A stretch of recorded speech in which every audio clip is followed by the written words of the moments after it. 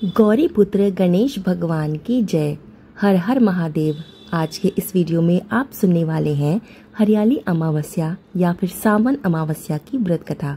कथा सुनने से पहले चैनल को सब्सक्राइब जरूर कर लीजिएगा और कथा पसंद आए तो इसको लाइक, शेयर और कमेंट में हर हर महादेव लिखना ना भूलिएगा। तो चलिए सुनते हैं हरियाली अमावस्या की कथा।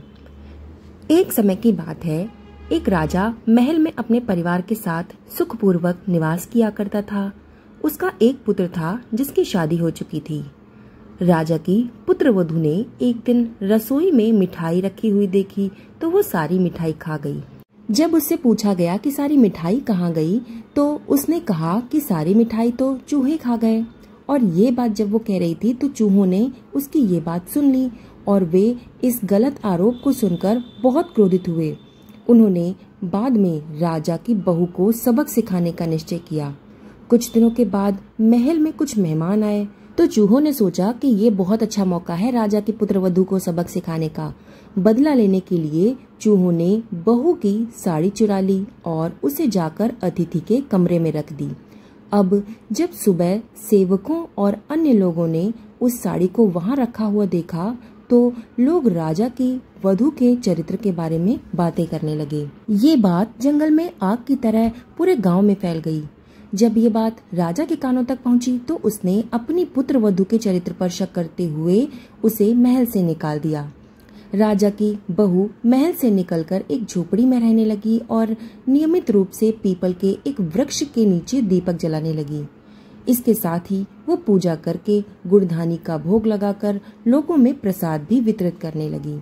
इस प्रकार कुछ दिन बीत जाने के बाद एक दिन राजा उस पीपल के पेड़ के पास से गुजरे जहां उनकी बहू हमेशा की तरह दीपक जलाया करती थी। इस दौरान उनका ध्यान उस पेड़ के आसपास जगमगाती रोशनी पर गया। राजा इसे देखकर चकित रह गए।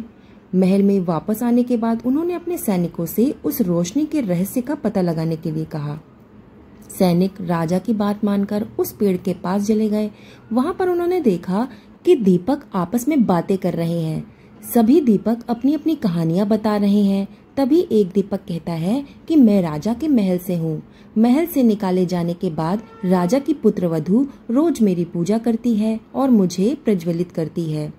सभी अन्य दीपकों ने उससे पूछा कि राजा की बहू को महल से क्यों निकाला गया तो उसने बताया कि एक दिन उसने मिठाई खाकर चूहों का झूठा नाम लगा दिया था।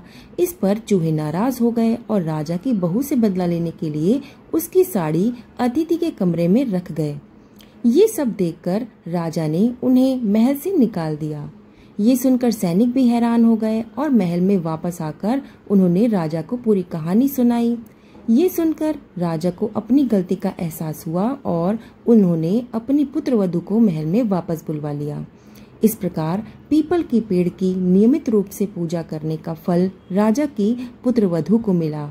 इसके बाद वो अपना जीवन आराम से और खुशी खुशी व्यतीत करने लगी और मरने के बाद उसको मोक्ष की प्राप्ति हुई। यहाँ पे कथा समाप्त हुई। आपको कथा कैसी लगी हमें कमेंट में जरूर बताइएगा और कमेंट में हर हर महादेव लिखना ना भूलिएगा। इसके अलावा इस वीडियो को ज्यादा से ज्यादा शेयर कर दीजिएगा और चैनल को सब्सक्राइब कर लीजिएगा। तो मिलते हैं ऐसे ही सुंदर कथा के साथ। तब तक के लिए धन्यवाद।